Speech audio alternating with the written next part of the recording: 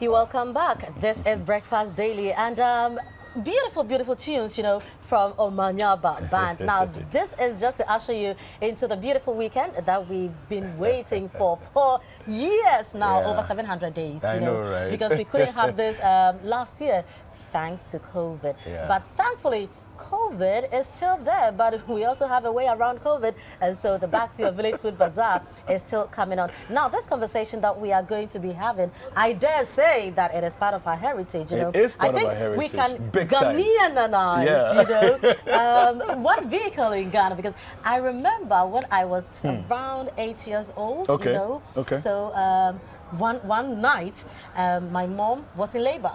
Okay. Yes, and that is when my younger brother was going to be born. Oh. And we didn't have a car at that time. Okay. Our landlord had a car, Yeah. so my mom went to knock on His in door. fact, my dad went to knock on the landlord's door that he needs to take his wife to the hospital. Yeah. Now, thankfully, our landlord had, you remember those times, it wasn't Peugeot.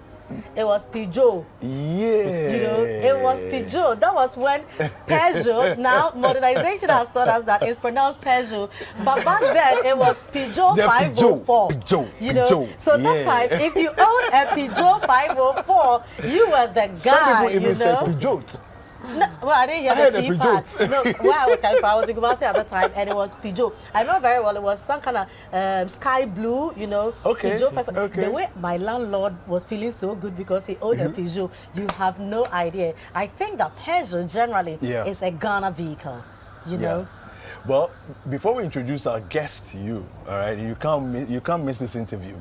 Let's take a look at a little bit of the journey of the Peugeot vehicle from a certain point in time till now. Let's take a look.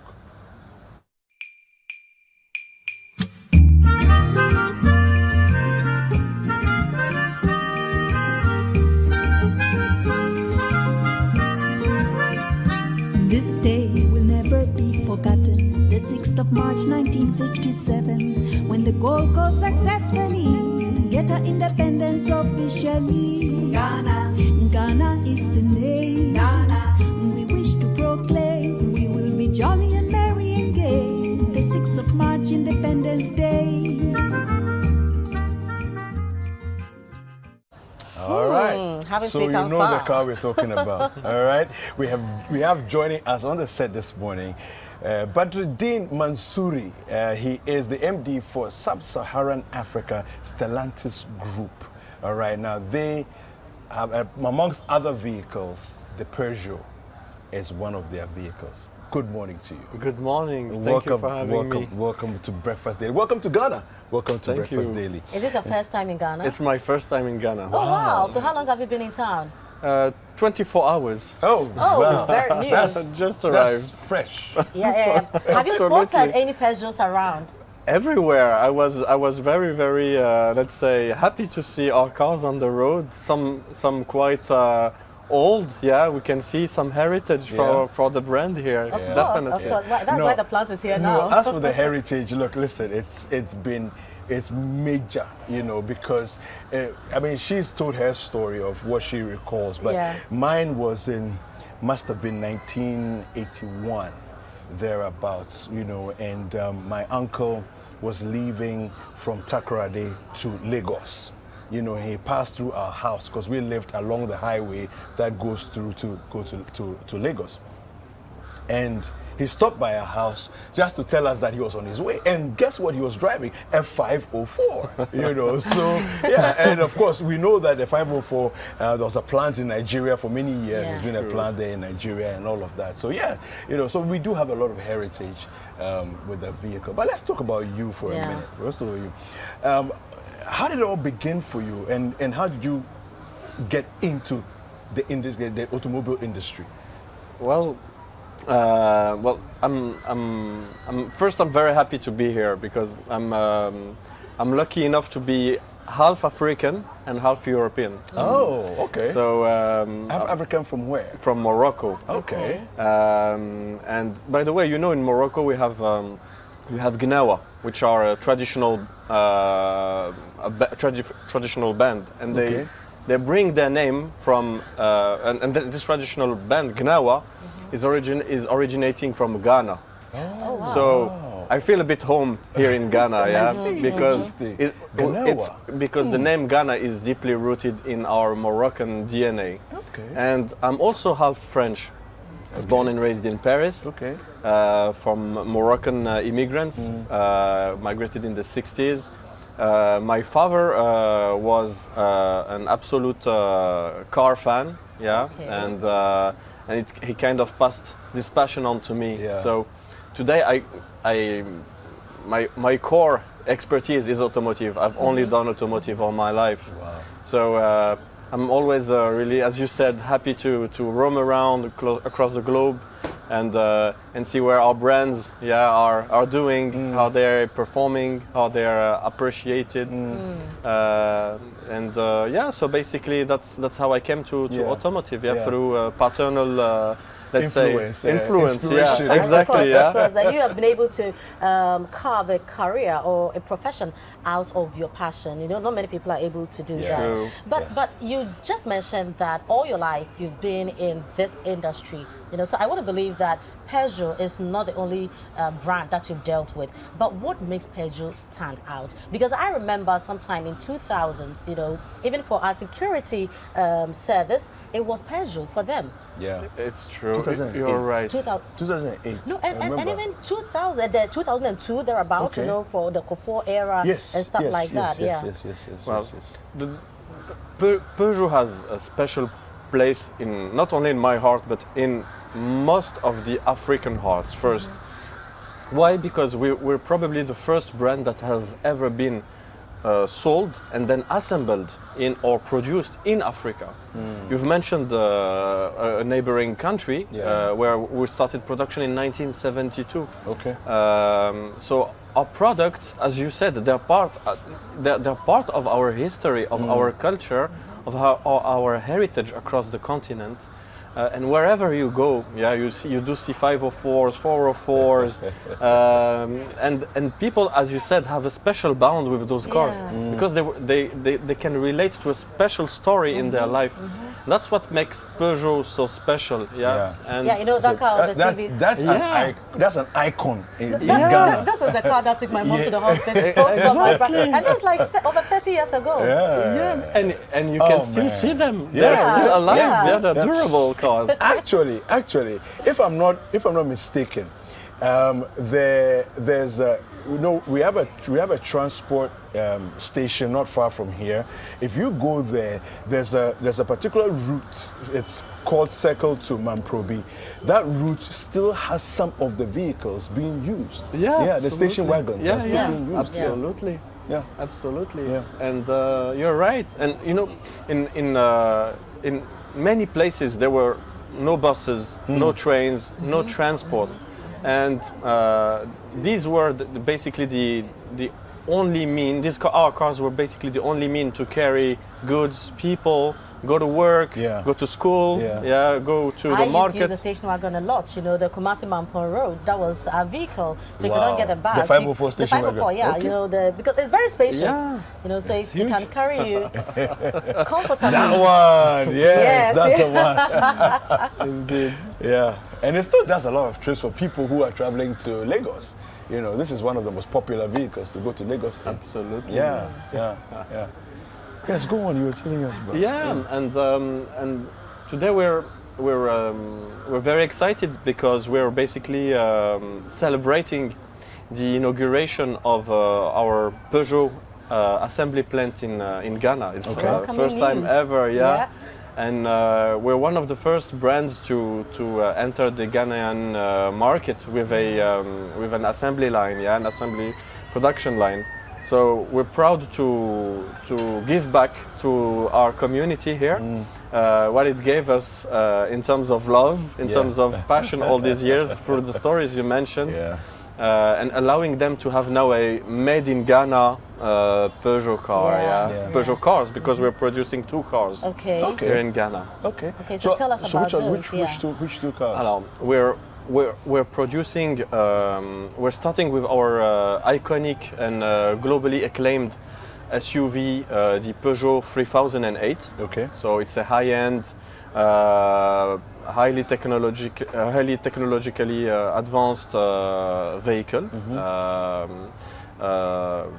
Very, very much appreciated everywhere across the globe, and this shows you that in Ghana we can also deal with advanced technology in production. So I think, or assembly. So I think this is a very strong message and very strong milestone which is being achieved here in Ghana. And then starting May 2022, so just around the corner, we'll be assembling the all-new Peugeot Landtrek, which is our iconic pickup. Which is also very much awaited by everybody. Wow, Yes, wow. yes, Well, I mean, speaking of the 3008, actually our general manager here drives one. Okay. You know, so we will show you some images on the screen, and we actually have one other vehicle in our fleet as well that is part of it. So there you have it. You can see some images there. So on his birthday, you know, this was a last gift year, at to his him. 40th birthday. I mean, you know, 40, life begins at 40. You know, so for his 40th birthday present, this was what he was given, you know, by the company. And I felt it was really awesome that none other than a Peugeot vehicle, you know, was, and at a point where we were told that, okay, so there's an assembling plant in Ghana, and Bernard is a big media personality in Ghana, you know, so you should be making him your brand ambassador officially and make me his assistant brand ambassador, you know? No, because that's all we want. of course, so it was such a big deal, you know, for us to have, and he is our general manager as well, and this was his present. No, he loved it, you know, and I had a conversation. I love cars, so after he drove it around, I was like, so what does the feel like? And Bernard was like, no, this car is so awesome, you should throw your car away and get one. Indeed. Yeah, so Yeah. this Awesome. this was it. This is it. Yeah, so no, I think it's for me, one of the things that I wanted to find out from you is in terms of looking at the vehicle. Some people would say, well, it's an SUV, right? It must be expensive to get, first of all, expensive to run, you know, and all of that. Tell us from where you sit, you know, this particular vehicle, and of course the one to come as well, in terms of the economy of Ghana, the impact of what you're looking to do, in terms of the impact on individual lives, you know, just give us a sense of where you sit, what you see for us. Well, for us today, sorry, our cars should not be perceived as a commodity. Okay. Because they do bring value in our lives, and Peugeot is a French, originally a French brand, which today became global, so it has global DNA. Yeah. But we are very cautious about fuel economy, about CO2 emissions, about modularity. So what you find, and I like the way you described the way the general manager of the group took over the ownership of his car, because the cars our cars are so modular, and as you said, when you sit in it and when you enter your journey, it's so comfortable. It brings you so much added value. So there are so many, how would you say, features in the car that just make your life easier, to listen to your music, to charge your phone, to feel comfortable, to arrive fresh at work. So for us, it's beyond commodity. It's a tool that brings pleasure, that brings comfort in your life. So I think for us, this is definitely something we like to state. And in the context of Ghana also, and in Africa in a broader way, our cars are contributing to improving road safety. They're contributing to making people to the cleanliness of the ecosystem, because our engines are pretty much supporting clean emissions. So we're pretty excited to bring such technology here in Ghana, and we hope that people appreciate the car and get to get familiar with them and make them part of their lives. Yeah.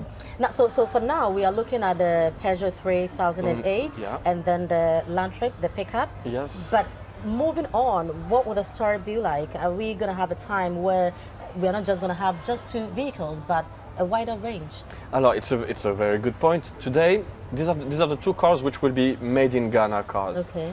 And but we do offer other vehicles. You're right, which we produce everywhere in the world. Yeah. So we have obviously very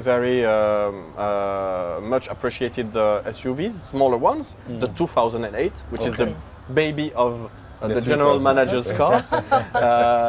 You have the bigger sister of the 3008, which is the 5008, which is the 7-seater version of the car you have just seen. Okay. That's what I drive back home, and just a fantastic car.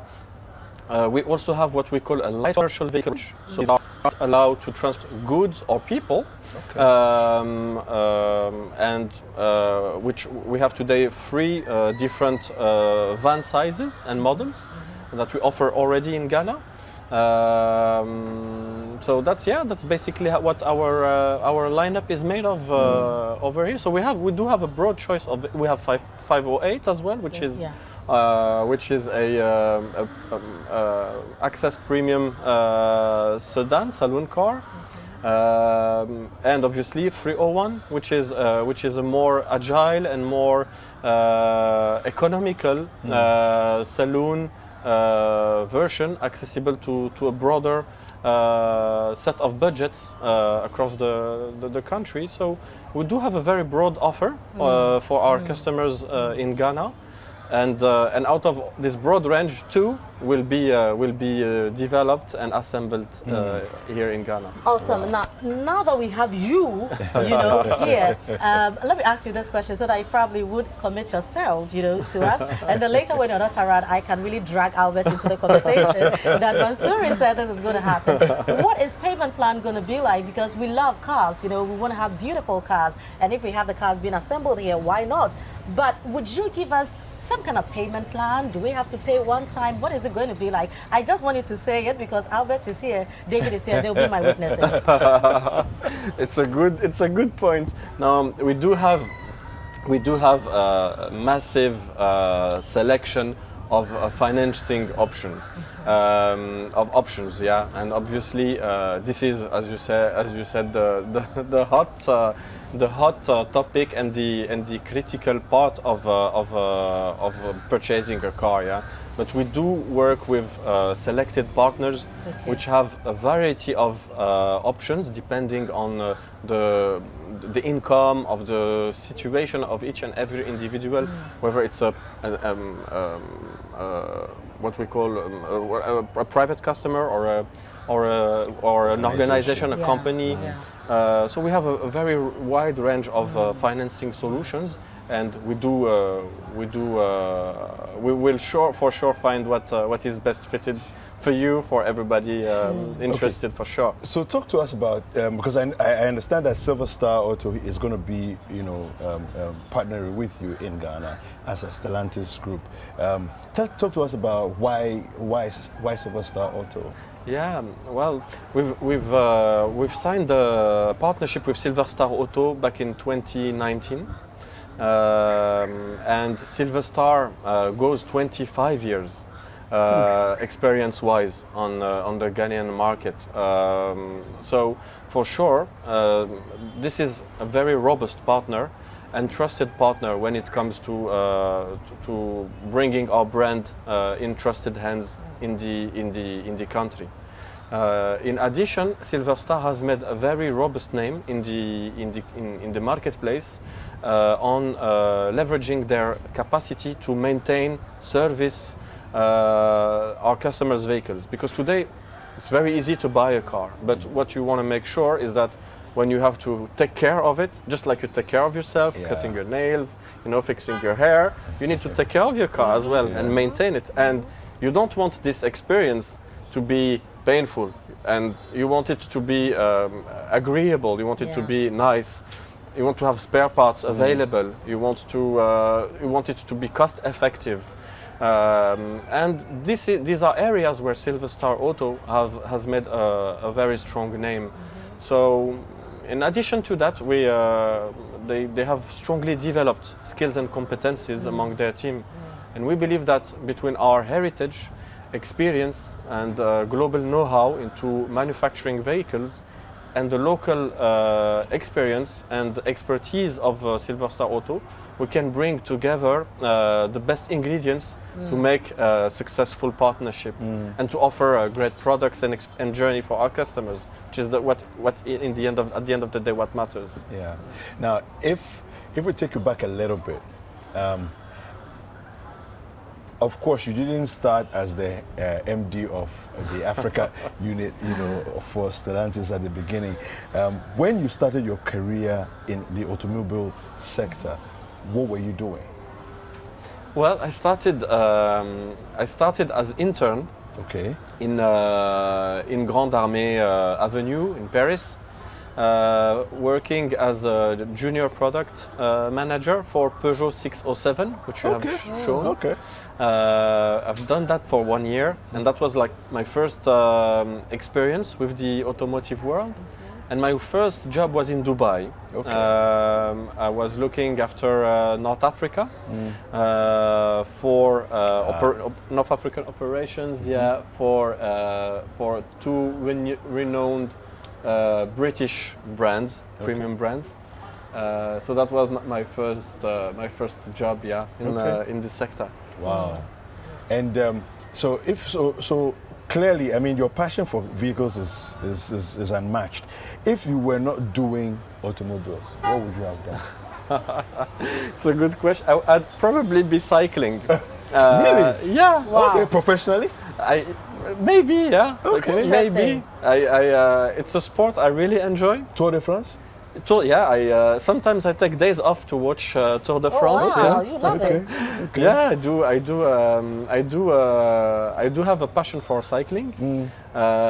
In fact, on the Peugeot 5008 I have back home, I do have all the right racks and accessories to carry my bikes. Oh wow! I try to transfer this passion to my daughters. Okay. So.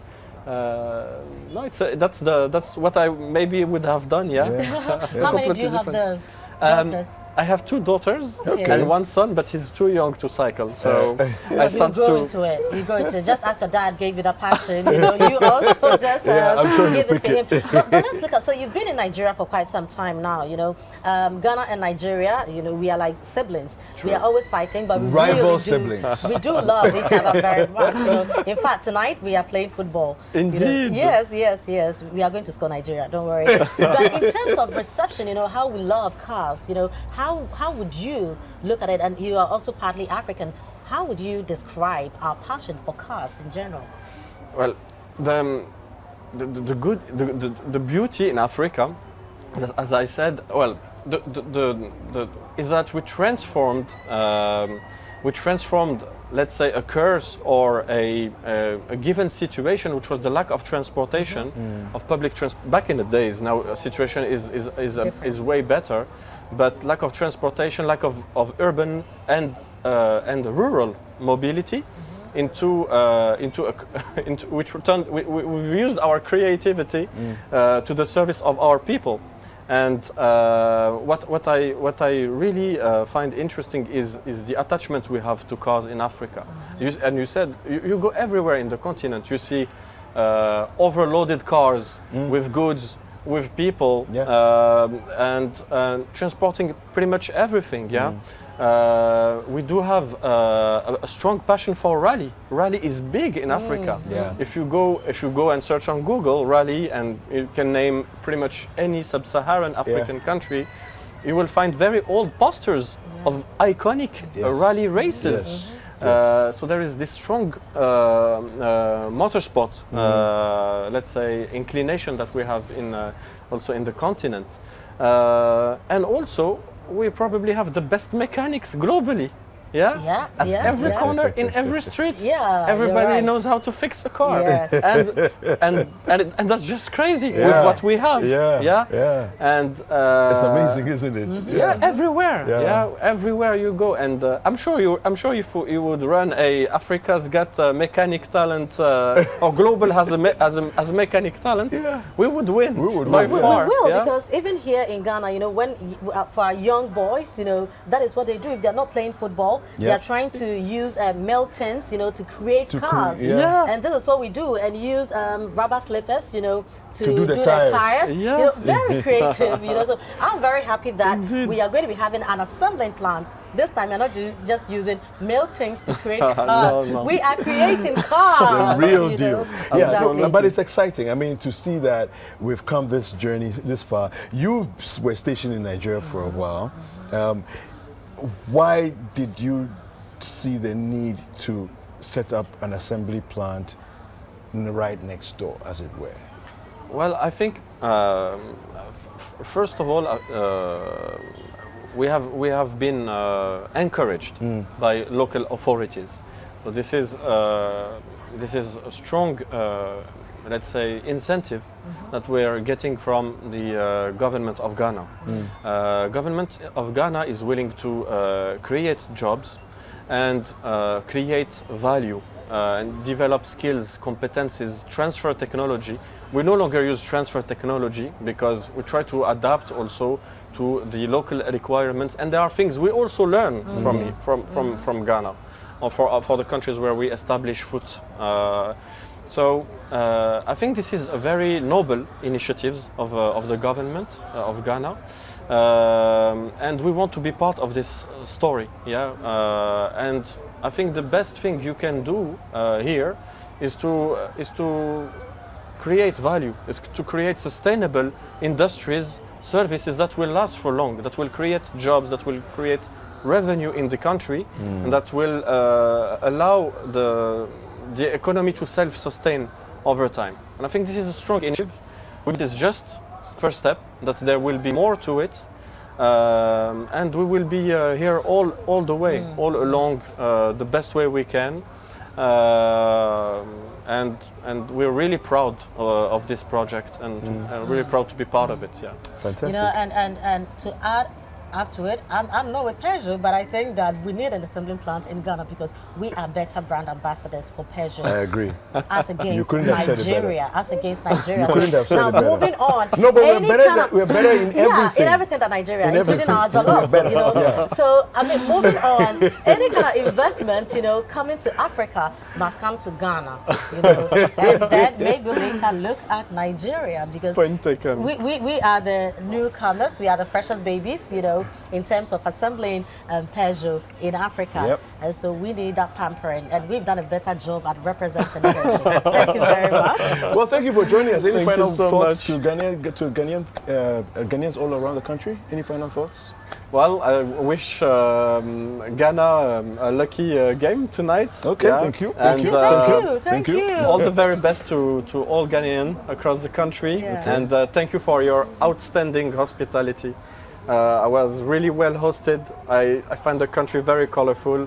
And thank you for having me in your amazing country. Thank you, You know, so much. talking about hospitality, you should probably pass through the Back to Your Village Food Bazaar, you know, to enjoy. Apart from driving Peugeot, we're also very good with cooking. We have you to know. make sure that Albert takes care of you and Albert, brings you you- should brings bring you Mr. through, brings you Mansouri through. to Yeah. the Back to Your Village Food Bazaar. I will. Right. Of I course. We'll will. see you tomorrow at the Food Bazaar. Thank you Will very do. much. Thank for you your so time. much. coming Thanks through. a lot. We've been speaking with Badreiddine Mansouri, who is the MD for Sub-Saharan Africa, the Stellantis Group. And look, it's going to be fantastic. Enjoying. I'm looking forward to getting my own. Driving In my mind, I'm driving a Peugeot. 3008. All right, we'll take a short break. We'll be right back. Don't go anywhere.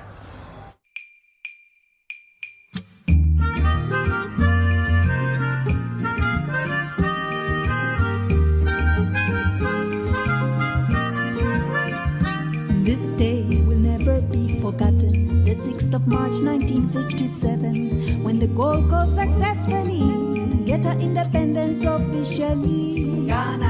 Ghana is the name. We wish to proclaim we will be jolly and merry and gay. The 6th of March, Independence Day. Ago.